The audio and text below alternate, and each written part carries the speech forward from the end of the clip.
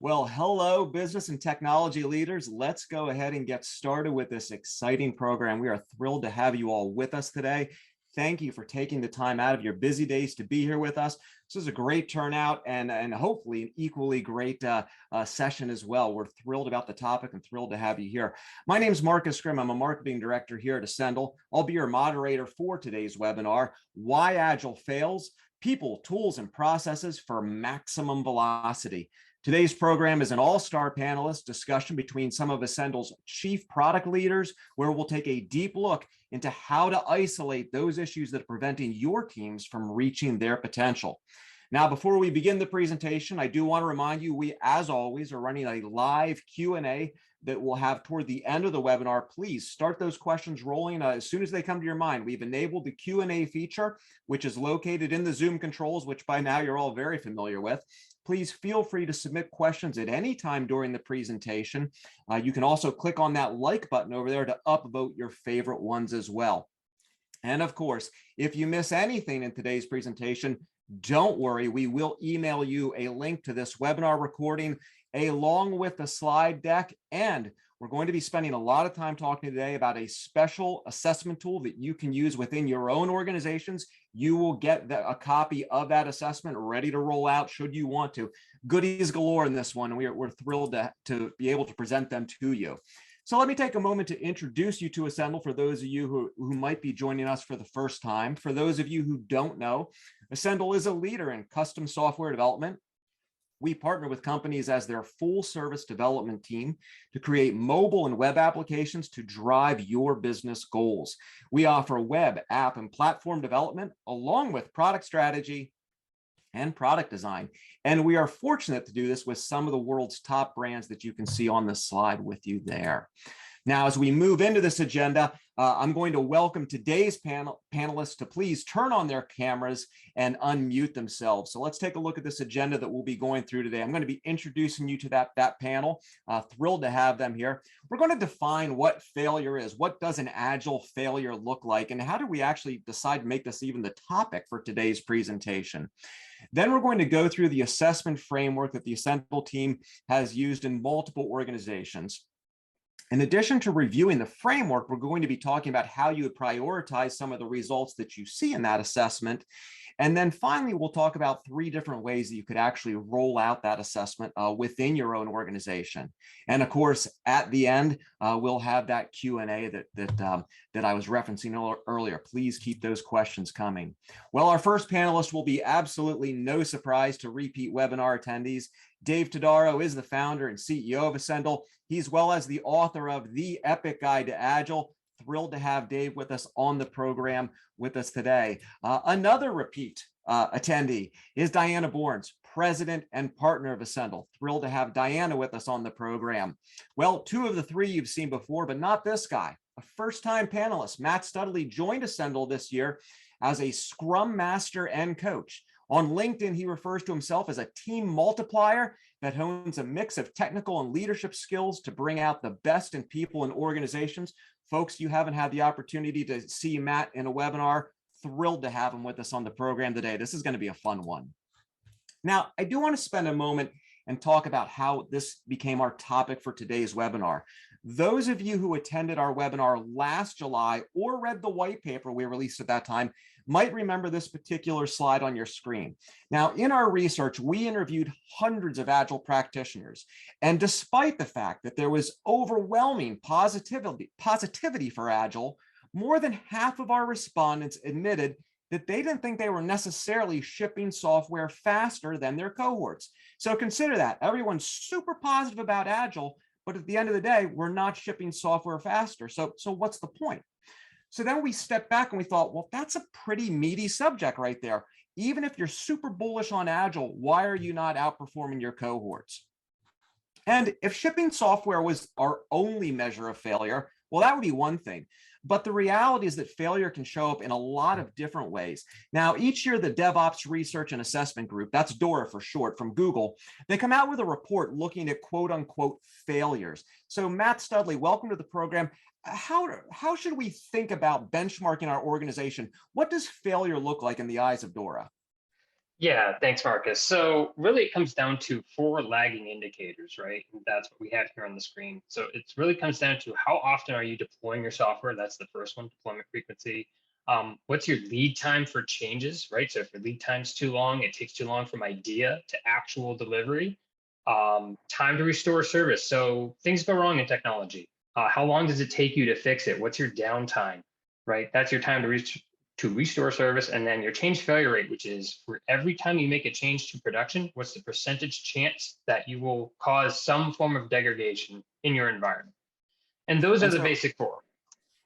and so when you look at those format, we've got, are those the benchmarks that Dora has established that we could kind of apply to our own organizations? Yeah, so that's what's great about these, Marcus, is and that all that research has been done for us. This is from millions of respondents across all sorts of different industries. You've got healthcare, technology, finance, and these categories of what they found.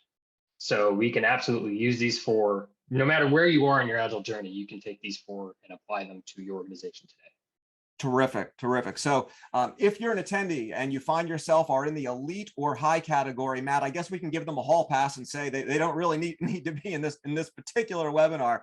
But for the rest of us, hey, we've got some work to do. So we can look at this chart and we can see, yep, that's where we're maybe going wrong in our organizations.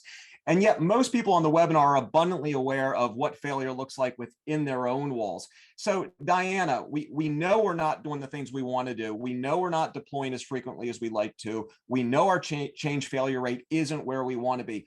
Where do we even start to fix this?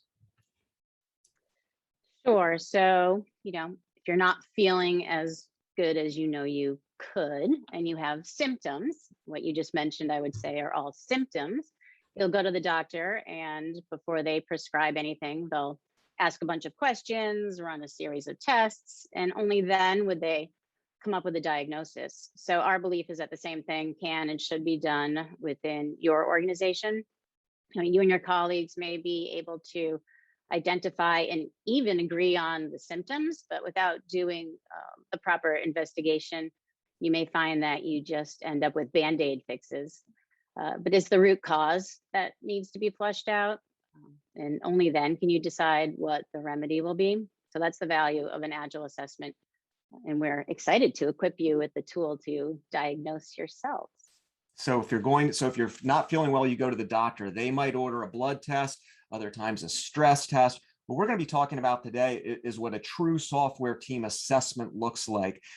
Dave, let's take a look at let's take a step back, take a look at how you approach assessments and how you can evaluate the health of your software team. Absolutely. And as Marcus talked about at the beginning, we do a lot of development, but what we also do is we help out companies. So oftentimes we'll start doing development for one of our clients and they'll say, can you teach our teams how you guys are doing that? So we actually, we do some Agile consulting as well. And when we help a company with looking at their Agile process, what we do is we look at these 13 different areas. Within each of these areas are a bunch of assessment factors. And again, as Di mentioned, Marcus and his team have put a tool together that we're going to share with you guys at the end where you can do your own assessment and see how you measure up. These areas are largely matched to the fundamentals of Scrum, Scrum being the most popular Agile process. And what this allows us to do is dive into each of these different areas and say, okay, well, we might be doing Agile, we might be doing Scrum, but are there aspects of it that aren't quite working? And there's another aspect here, which it's people and process, which when you think about Agile, you tend to think about people and process, but the tools and technology piece is a little bit different. And it's an area that a lot of folks miss. Outstanding. It's a great 2,000-foot view of what this assessment tool looks like. As you can imagine, the assessment is not small. It's more than 130 different questions that are periodically asked. We're not going to show you all 130 questions today, although you will get them in the template. And we also don't have the time to dig into all 13 of these facets. But Diana, maybe you can just walk us through what one of these facets looks like and then how you would score it within your organization. Sure. So again, as Marcus just mentioned, our typical assessment has more than 130 questions, and each will contribute to a score. And what you're seeing here is just a handful of questions that we would ask specifically related to the facet we're scoring, which is product backlog, one of the tools. So let's take a look at product backlog there. I see some text on the right. Walk us through how you might take a look at those factors within your organization and see how they feed into the assessment. Right. So with the 130 questions, there are actually 130 individual data points. So how it works is each question is rated on a scale of 1 to 5. You can see right there, 1 being never, 5 being always. The questions are asked in such a way that the scale always applies. The numbers will end up rolling up into your assessment score, but you can see by these 3 questions that they're pretty granular. Your team's symptom might be that your user stories leak from sprint to sprint to sprint. And then digging into the answers to these 3 questions, we start to be able to drill down and identify the root cause. Terrific.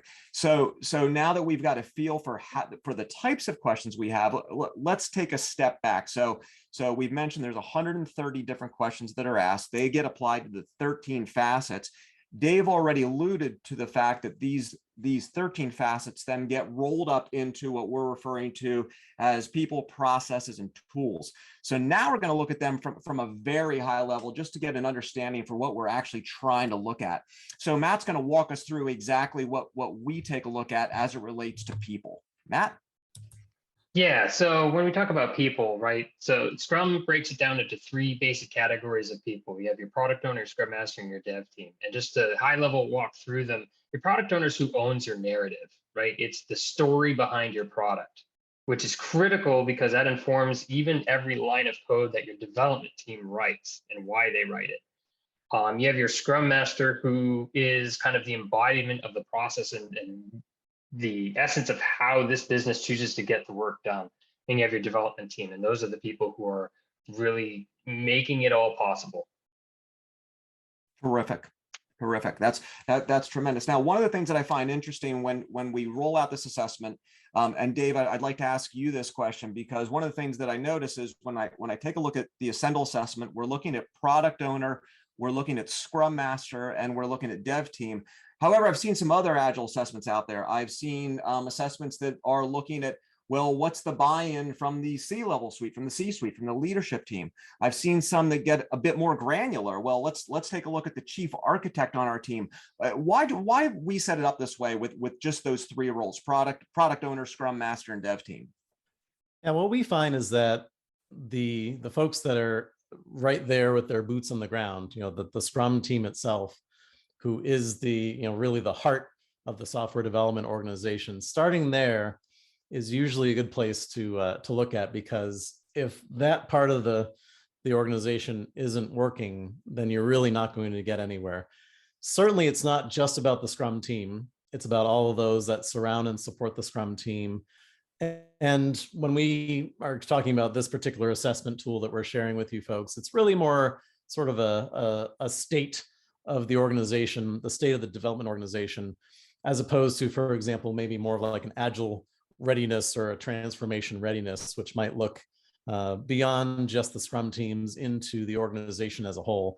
Is the organization structured in a way that can support this process? Is the organization ready to either move to Agile or improve their Agile process? So this is a little bit of a first principles sort of approach, where we're looking at the teams themselves. One thing that's important to remember, and you can see it here on this slide, is that the product owner is responsible for injecting the vision of the organization, the vision of the business, into each Scrum team. And in some extreme examples, we see that role sort of absent. So although this isn't focused on everyone outside of the Scrum team, it absolutely touches into the business, because if you're looking at that product owner role and going through all of those questions that pertain to that role, and you're getting a lot of, never or sometimes, or maybe we do that, then that might be an indication that the business isn't connected into that Scrum team or your Scrum teams quite as tightly as it needs to be. Terrific. Great answer. Let's move on to process here. And Diana, it's fascinating to me. I think we've all worked at organizations that say, well, yeah, we do Agile, sort of, kind of.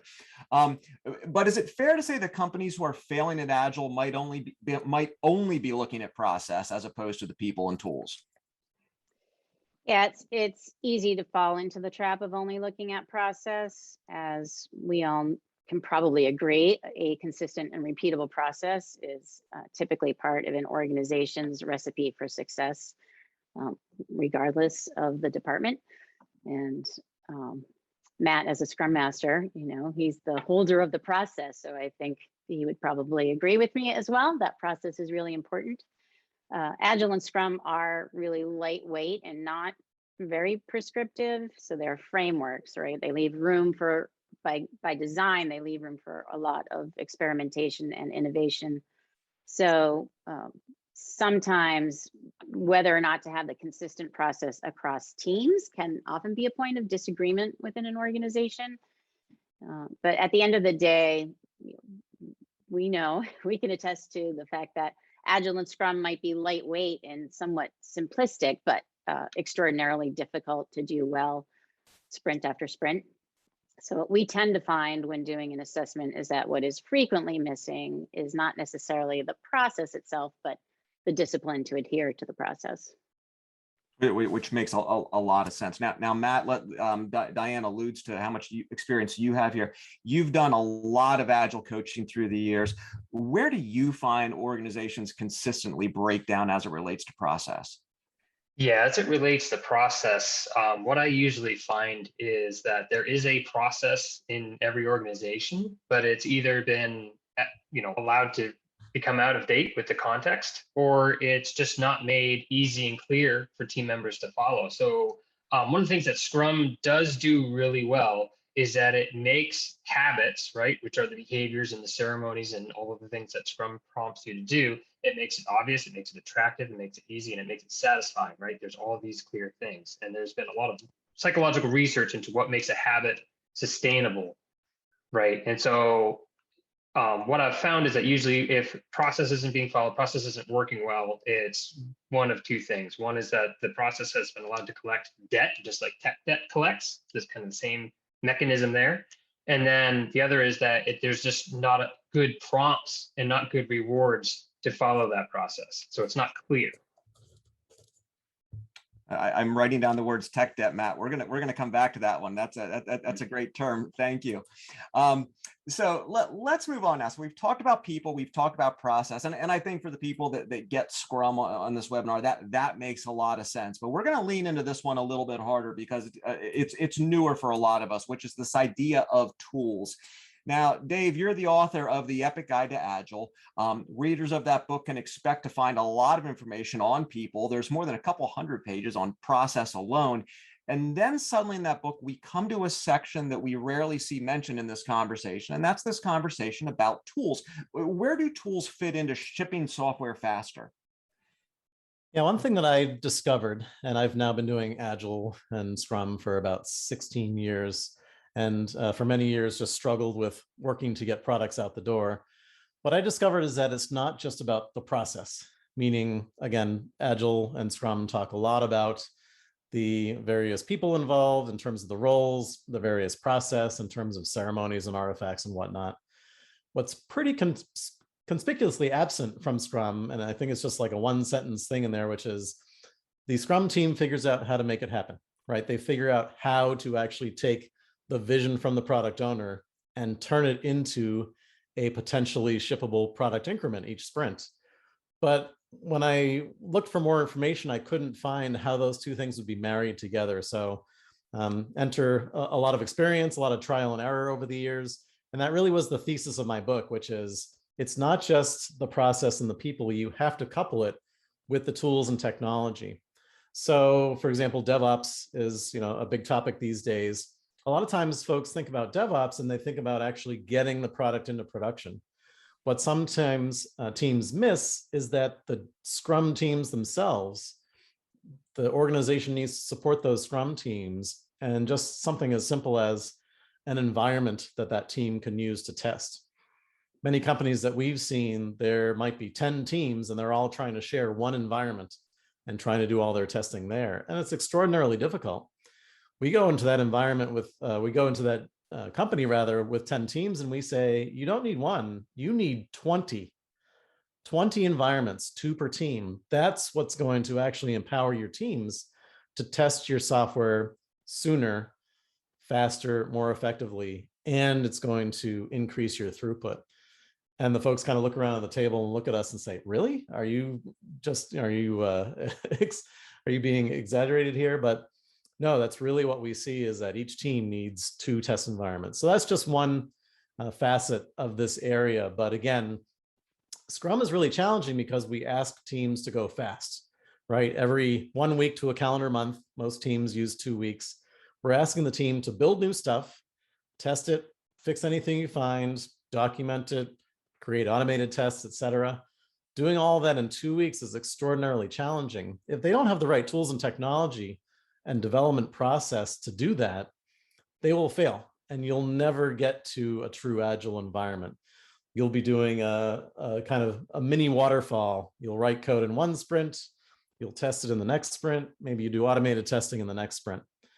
Some people call that Scrummerfall, and that does not deliver on the promise of Agile.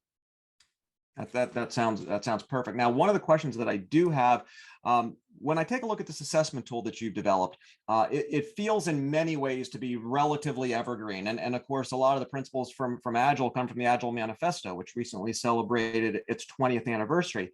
And so that makes a lot of sense. But I'm curious, Dave, when we're talking about tools here, is that evergreen? Or, I mean, some of the things that I'm thinking about are, does this assessment guide need to be updated over time? Or are you going to need to come up with a new version of a revised edition of your book in a couple of years? How will tools change over the next few years?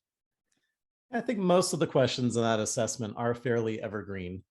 And you mentioned the Agile Manifesto. We still do believe strongly, and it's demonstrated to deliver the best results, individuals and interaction over processes and tools, right? So again, it's not that tools and processes are unimportant, but the individuals and interactions still reign supreme. Most of the questions in that assessment are more principled than, for example, getting into very specific technology. But I believe most of those aspects that we have in there are going to be fairly long-term. So for example, the idea that a team can in fact build their code and deploy it into an environment and test it. You know, regardless of the technology you use to do that, if the team can't test their code quickly, meaning within hours, if not minutes of it being written, they're going to have a very difficult time in delivering on this promise. So, and the other aspects of that in terms of making sure the code is properly managed with the source code repository, et cetera, automated testing, which makes it so that you don't have to try to manually test the whole product every 2 weeks, which pretty quickly gets to be impossible. So we did take some care to make sure that we avoided any sort of specific tools or technologies and talked a little bit more on a principled basis. Terrific. I was trying to sell the next edition of your book, but fair enough. It's going to be it's going to be evergreen. Hey, keep those questions coming in, folks. There's already a handful of them here, and they're absolutely tremendous. We'll get to all of them. Now, ideally, in a perfect world, we're going to roll out these assessment tools within our own organizations, and we'll come back and we might have 1 or 2 or 5 things to work on. However, it's also possible that we might actually come back and say, wow, we've got some serious issues with our people and our processes and our tools. So in the event that that happens, Diana, can you kind of talk us off the ledge here, walk us through how we would maybe prioritize that if in fact we find all 3 of those have some serious issues? Yeah, and I would say that's really common, right? Because as you start to dig and you realize there's an opportunity to improve in all 3 areas, things come up in all 3 areas. So, you know, tools, process, and people, they're all really important ingredients. And when all 3 are working well together, we see those really highly effective teams. But as the diagram suggests, I do believe that people are really the foundation for the success of Agile. You know, Dave mentioned individuals and interactions as a key Agile principle. So, as an Agile organization, you may have gone through Agile training, set up the team's tools and environments, spent hours nailing down your process. But if you have people issues, it really could all be for naught. And I'm not suggesting the assessment will lead to a huge reorganization or restructuring of people or roles. But in addition to the right people in the right seats and having the right skill sets and training, I think we've seen in a lot of cases that you also need to have the right attitude and buy-in from the bottom up and the top down, or again, the process and tools alone won't guarantee success.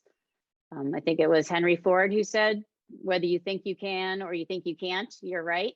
So people's mindset and outlook can be a really positive force or a really negative force. And you may find that investing in team empowerment, again, and another overwhelmingly critical Agile success factor, might give you one of the highest returns on investment. We tend to look there. Yeah, and I think I would also remind everyone that the chart that we shared at the beginning from Dora on what failure looks like, and Diane is absolutely right. If you want to get yourself in that high or elite category, you're going to want to be firing on all three.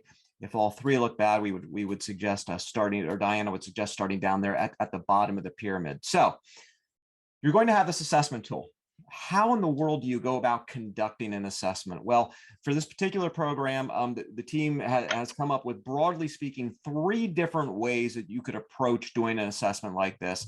Matt, how would you suggest we describe the benefits? I love the DIY picture here of the couple who's decided to become professional house painters in and of themselves. I think we've all lived through that experience, and some of us have the scars to share for it. Matt, walk us through what a self-assessment looks like.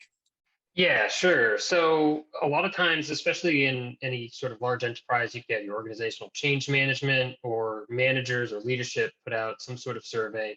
Sometimes it's as simple as simply taking the spreadsheet or whatever's collecting the data and sharing it out to everybody. Other times it's a survey that goes out through one of many survey providers. Either way, it comes from leadership, or it comes from HR, or it comes from some internal organization. Some of the pluses and minuses of this is that, one, it's quick, it's easy. Your organization can just do it. The potential drawbacks here come from a cognitive factor called anchoring, right? Which is where people who have normalized or are trying to say what they think their managers want them to say, right?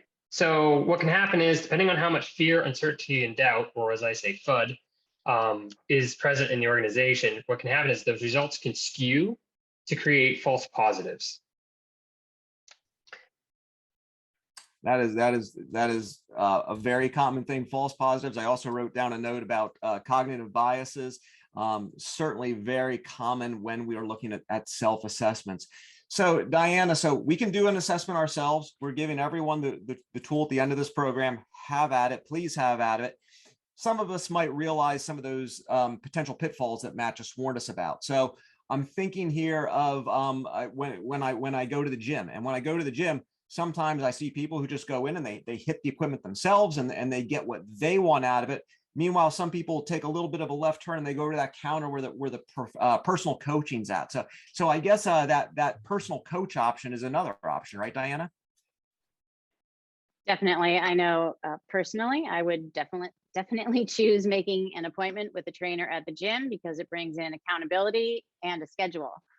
So I'm more likely to do the work and then reach my goals. So by contracting with a third party, not only do you start right away to combat the FUD that Matt talked about, but the assessment itself is more likely to get done and in a specified time frame. And then a third party, bringing in a third party would by default have less bias, more objectivity. The people asking the questions aren't as close to it, so they are kind of seeing it with fresh eyes. And the assessment company has zero issues with telling it like it is. The outcome of the assessment doesn't impact them. They'll get paid either way. And then when you're reviewing the results, I think upper management in the organization might question the motives of a self-assessment versus a third-party one, where they're more likely to trust the opinion of an experienced outsider someone who has seen Agile work and not work at many different companies. And then I would say, lastly, a third-party assessor would, be trained, have a high EQ, know when to dig into a comment, and maybe ask some follow-up questions to really get at that root cause. Terrific. That's a great answer there. Now, Dave, not so long ago in a galaxy not so far away, you did a fair amount of just pure assessments and pure Agile training and coaching. There's this third option that we're going to talk about, and we jokingly have said we don't even know exactly what we would call it, but it's something that you've kind of landed on here over the past several years. How's it work? Yeah, I think there's a quote that goes along the lines of, an expert is someone who's made every possible mistake in a narrow field. I probably haven't made every mistake yet, but I've made quite a few of them. One thing that was interesting is that over time, we've done assessments and some Agile consulting in two different ways. One, where a company comes to us and says, hey, can you guys help me out? We've got this challenge, and I know that you guys, your primary gig is development, but can you help us out with this? And we'll go in and we'll spend time and do an assessment and do some training. And then we'll check in with them after a year or two, and we'll find out that maybe they're doing some of what we taught them. In some cases, maybe they're doing a lot of what we taught them, but it never quite resulted in the transformative effect that I think everyone expected. And then something interesting happened, which was we would be in a company doing development side by side with their teams in their technology landscape and ecosystem. And then they would ask us for some help. Hey, you've been working with us for a while. I've seen how your team works. Can you teach us some of your secret sauce and help our teams? And what we found is that it was a dramatically different experience for the client because, and we tracked it down to, we knew a heck of a lot more, right? We were there in the organization. We had a development team facing the same environment that the rest of the teams were facing. Whatever technology challenges there may be, whatever communication challenges about figuring out what the organization wanted. So what we discovered, which it's probably doesn't seem too surprising now in hindsight, is that we were dramatically better equipped to give them good advice because we could tune that advice to specifically how Agile we believed can work here. And it wasn't just taking our word for it. Our team was proving that this could in fact work here within this organization. So this is another way to do it, which is to actually put a team into the organization, which actually has two charters. One charter is to do some development work, certainly writing code and producing new features and whatnot. But the second, and actually more important and more leverageable charter, is to figure out how Agile needs to work here, to do the pioneering work, to figure out where are the potential pitfalls, where do we need to adjust our typical process to fit into this organization, and how can we leverage all of our expertise and apply it in a very specific way for maximum effect. And then the reason I said that that's the more important charter is because we can amplify the effect of that by taking it to the rest of the teams in the organization and saying, you know what, we've tested this for you. We've beta tested all of these ideas and we've made the mistakes already. We've adjusted the process. Here's a starting point that in fact works again here at this organization.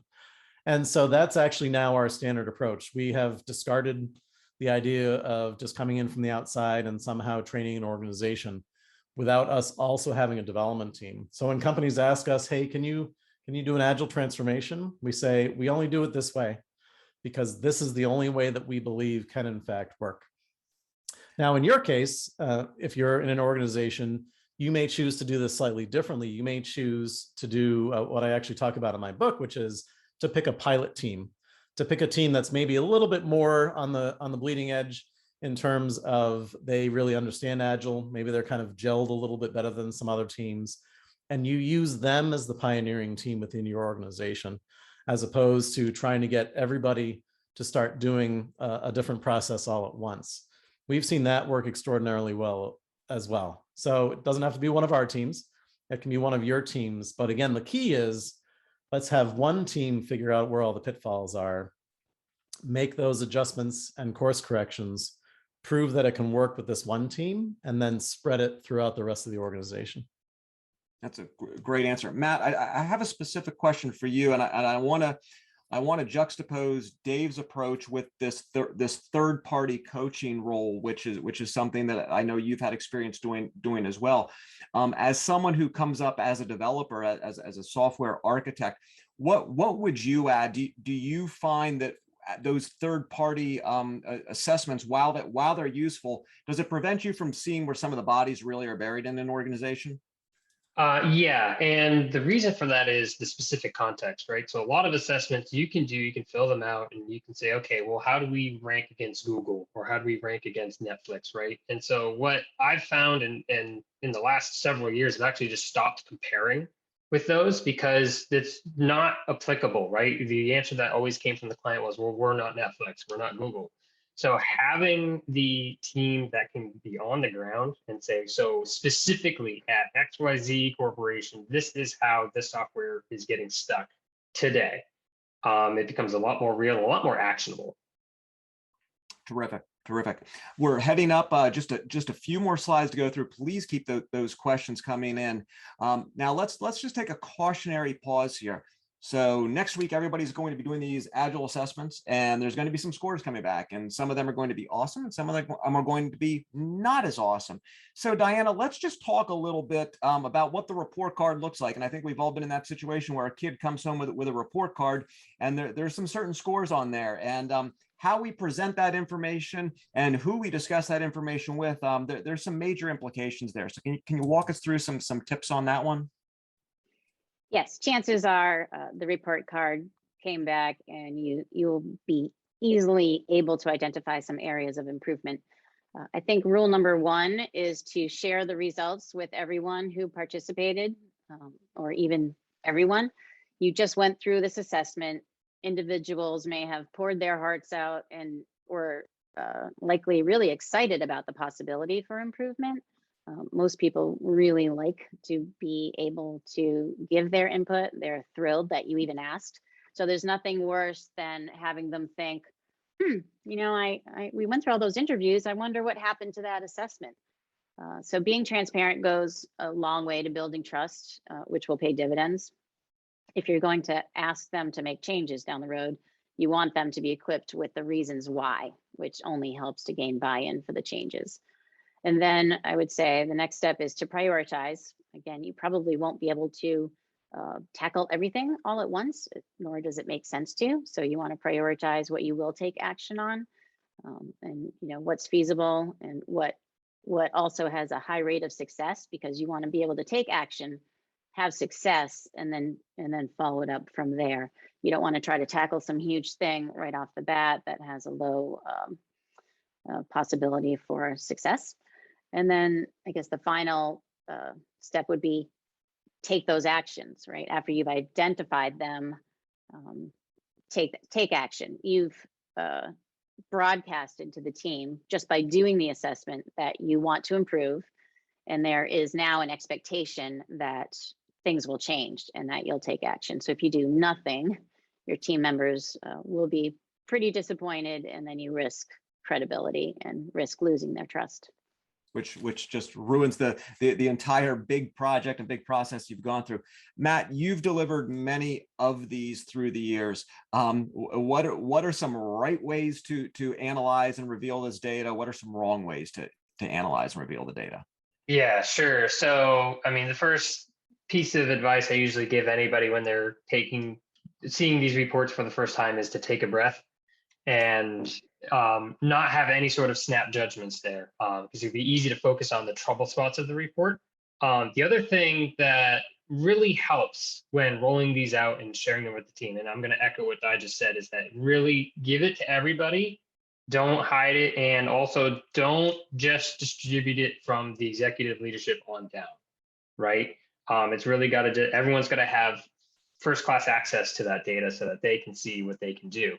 But the idea here also is identify what you want to protect in your culture, because that's just as important as the things that you want to improve. So if you're really good at something, celebrate that.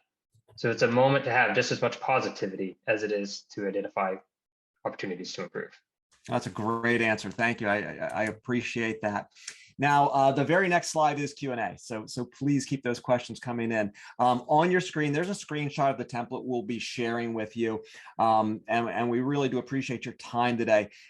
So as you look at this particular template, what you see here is there's a lot of questions. We're not showing you the tabs with all the questions on them, but you can see the analysis breaks up the answers into each of the 13 facets that we've discussed, as well as summaries of your people's tools and processes.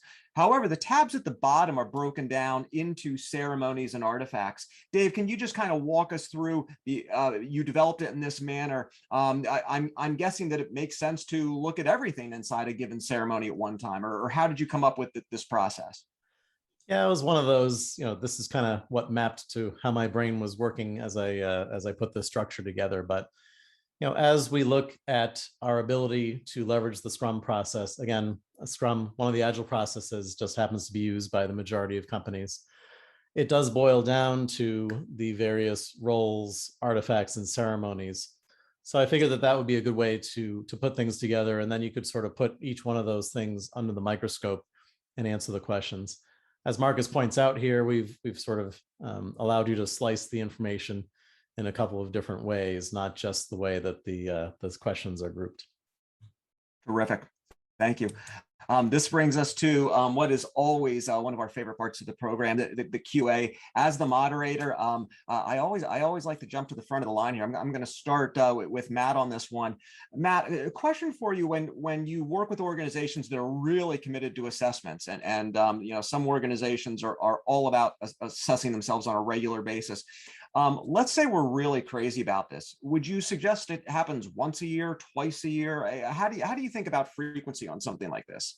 Frequency on this? Well, it depends on when the last time it was that you did do an assessment, right? So one of the key things that I try to teach people as we're doing the assessment is that your process, if you think about your code, is what's telling the computer what to do. Your process is telling your people what to do. And every time you make a change, you've changed both of those things, right?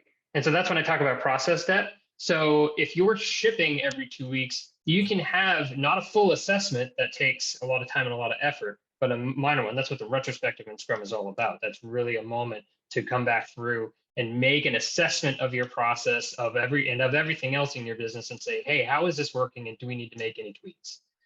So the more often you do it, the less time it takes each time, and the faster your business will be able to react. Terrific. Great answer. Dave, there's an extremely tactical question here from that one slide that was up that talked about how we are evaluating our backlog. And I bet you could get questions on all 130 of the questions that you're asking. However, let's answer this tactical one. How does horizontal slicing impact the effectiveness of a sprint? Sure. First, let me just briefly explain what we mean by horizontal versus vertical slicing, just so everyone understands. And it gets into sort of how the various pieces of a software product work together. So horizontal slicing would be, for example, the database, the data access layer, the business logic layer, the presentation layer, or maybe an API, and then maybe the graphical user interface. Each of those would be considered a layer. They differ depending on your technology and architecture, but vertical slicing would kind of cut, think of layers of a cake, cut vertically through all those different layers. It's super important to do vertical slicing, because if you do horizontal slicing, what that implies is that, all right, in this sprint, we're going to do some stuff, say, with the database and the data access and maybe the API. And then next sprint, we're going to build the UI that consumes all of that. And then we're going to repeat. There's a huge problem with that, which is that when you get to the end of the first sprint, you don't actually have anything that's potentially shippable. Now, there are products where we're developing just an API, and that's the end of the road because that's what we're doing right now. But let's just pretend that we definitely need a UI to get into this API that we're developing. If we just do the API, we can't ship anything, right? Because the user can't see it. The computer can see it. If I spin up a testing tool, I can spin up Postman and I can hit the API and that's working, but I can't give it to a customer. It's not usable by an actual end user. There's another big problem with doing that. Not only the fact that we don't actually have anything that's shippable at the end of that first sprint, we can very quickly build too much, because we're going to build out this whole horizontal slice and it's going to support the next 3 or 4 features that we're doing. The problem is that you don't truly know exactly what you need until you get to that part where the UI is consuming that back-end code. And pretty quickly, because no one is, we talk about eating your own dog food sometimes in technology, because the UI folks aren't eating that dog food that the back-end, code was produced, we don't actually know that it is in fact working the way that we need it. So pretty quickly you can get into this trap, and all of a sudden you're doing waterfall. In waterfall, we would typically build things layer by layer, very wide. We want to slice very thinly down the vertical slices. And this actually disturbs some developers and some architects. Well, what do you mean we're going to keep revisiting the back end? Shouldn't we just do everything while we're in there? Trust me, that's not the way to do it. You'll quickly be on the road back to all the drawbacks that waterfall provided us. Terrific. Great answer. Let's go back to that people slide. And Diane, I want to ask this one to you. So people, we're looking at product owner, we're looking at Scrum Master, and we're looking at the dev team. What the heck happened to the product manager? Where does the product manager fit into the assessment mix? Yes, so we did confirm that the PM was for a program manager or project manager. So product manager. Product manager. Yep. So it does vary organization by organization. So product owner, as we address it, is typically embedded on the team. So it is the vision holder on the team who has that insight into what the team is doing, and then also has the insight and holds the vision of the business stakeholders, which could be any number of people. And in some organizations, a product manager is a little higher up, right? They may have several product lines. They may be overseeing several teams. So for our purposes, in what we've described, the product owner is embedded on the team. A product manager might be overseeing several teams, or might have a little bit of a higher, an elevated role and vision in the organization. Coach Matt, anything that you would add there? I'm envisioning you've been in companies where some people call them this title, some people call them that title. Anything that you would add to what Diana said there? Yeah, I mean, really, there's always going to be either a person or an organization that owns the product and the product vision, and is that translation layer from the business to the technology and the developers, right? You can kind of see where they are in their Agile journey based on whether they're talking about project versus product. That's usually one of the key leading indicators that I look for.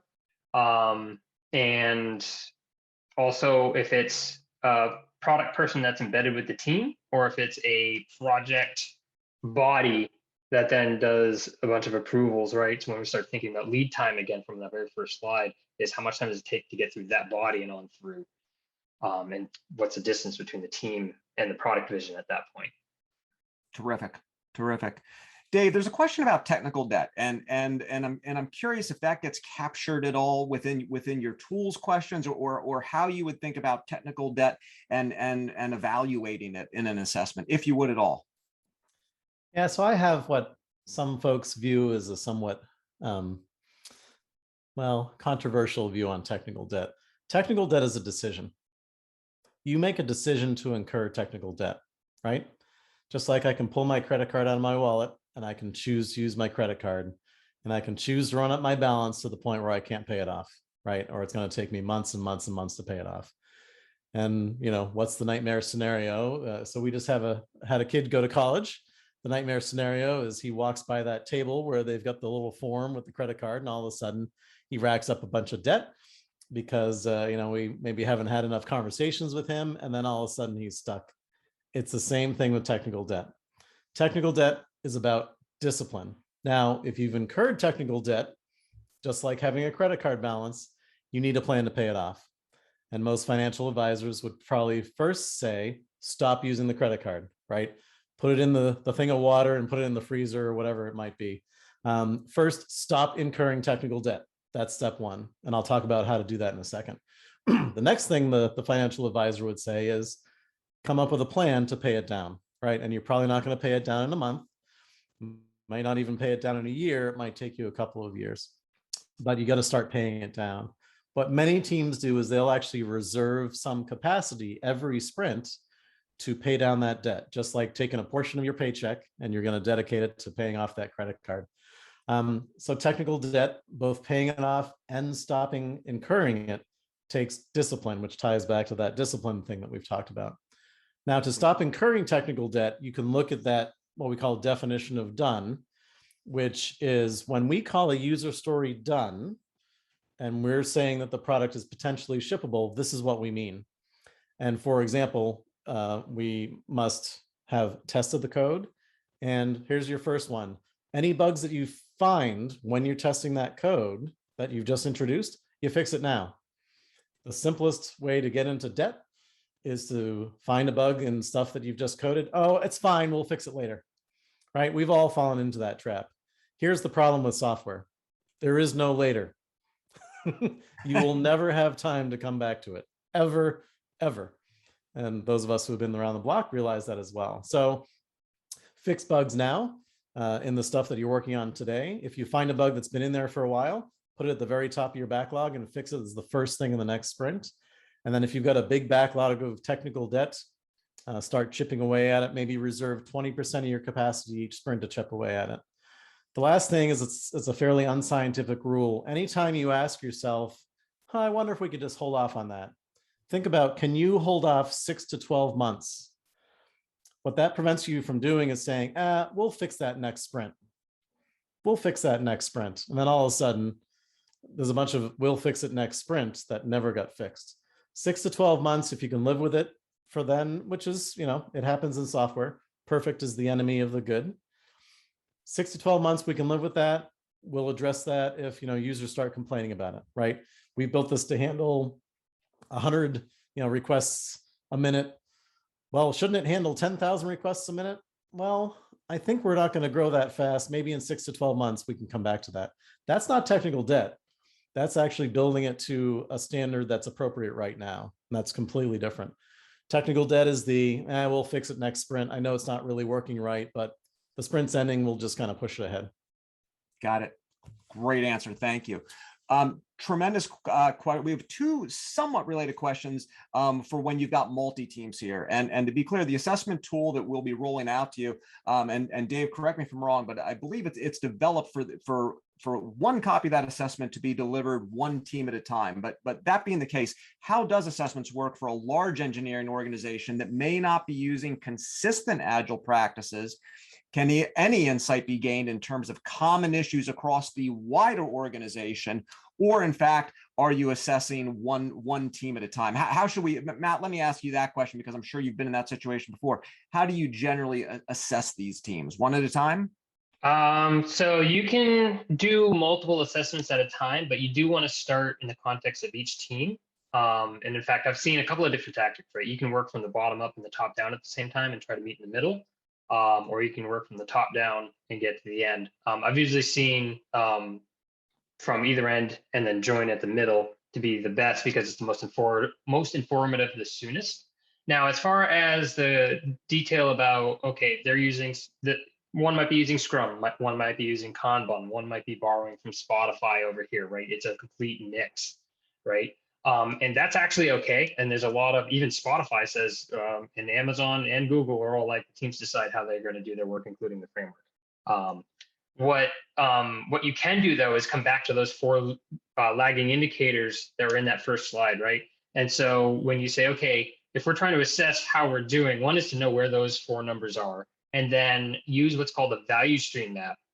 And a value stream map is going to look at all of the steps that a piece of work took from the business, from the very beginning, from idea to actually in your customer's hands, all the way through deployment, all the way through any organizational change management, all the way through.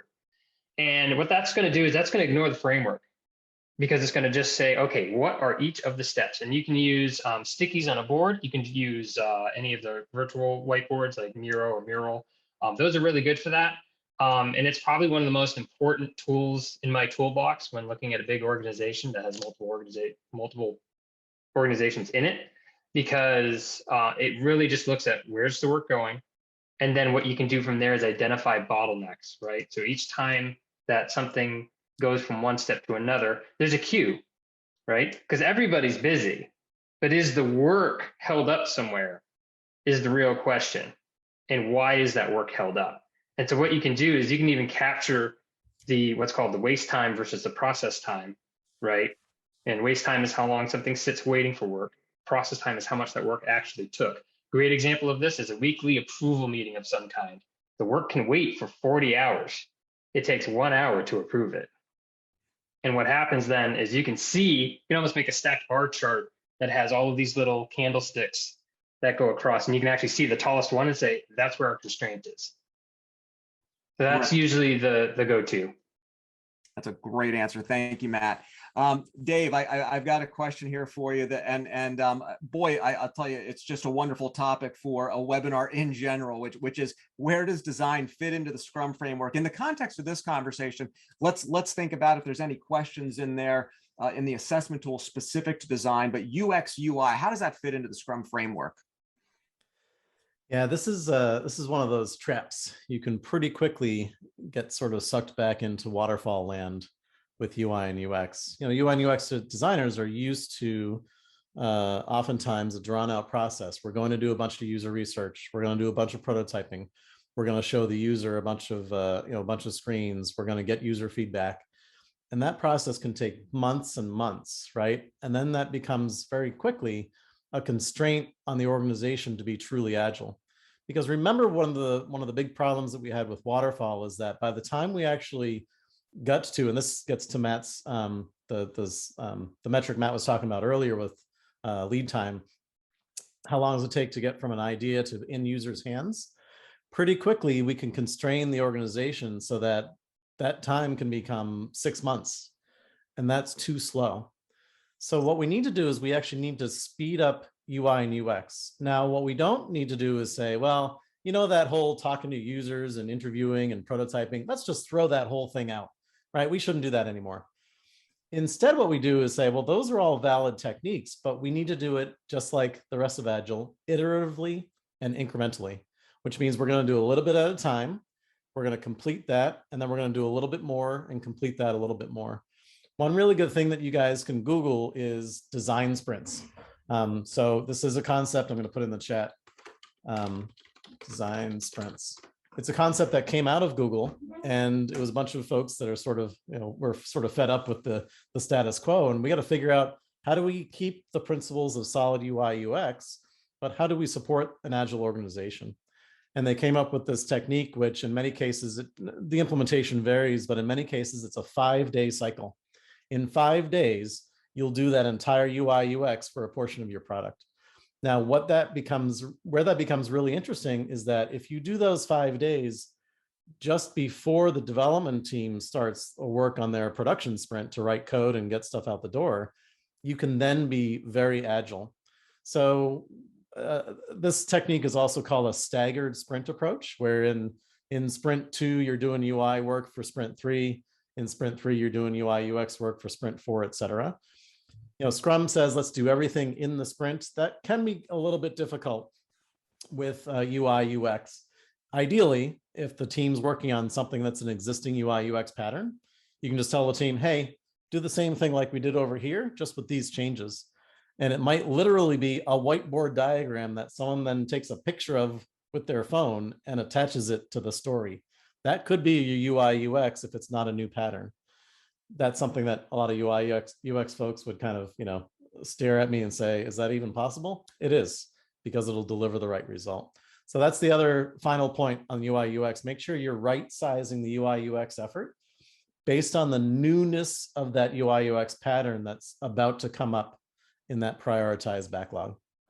Dynamite answer, Dave. Thank you. And I would be remiss if I didn't suggest that on the Ascendle blog, we actually have a great post that looks at the Google sprint process in detail. Please check that out. We're down to, we've got two final questions here. And I know exactly where I'm going with the last question. But let me talk to Diane about this one. Not directly related to Agile assessments, but let's just talk about the estimation of projects using Agile Scrum. So if you have to deliver a proposal to someone for a project, how in the world do you do that when you're an Agile organization? So how do you handle estimating of projects using Agile Scrum, not for corporate, but a development company that has to deliver project proposals? So this is a not uncommon question that we get asked quite a lot. So again, we try to, whenever possible, use metrics and data to come up with an answer. So on that slide that we showed about story points and having story points estimated, we recommend having a way to estimate your user stories and putting a value on them. And then you can feed that into different reports, such as a release burn down. It's hard to do it ahead of time before you have fleshed out some of the high level acceptance criteria for the user stories. We have a pretty well tried and true way to approach it, and it starts with taking a lightweight approach to specifications. Again, the waterfall approach was to spend a lot of time on specifications and really fleshing them out.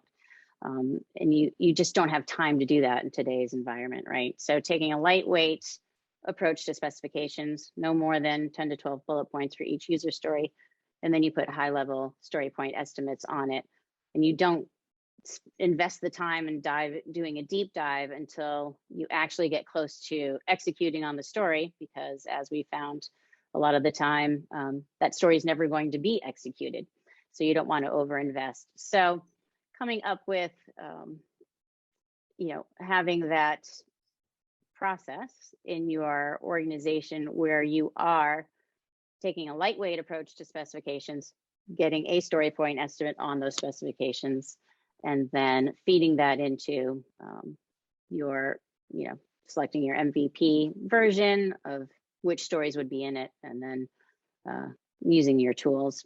Jira has a great tool for coming up with a pessimistic and optimistic date.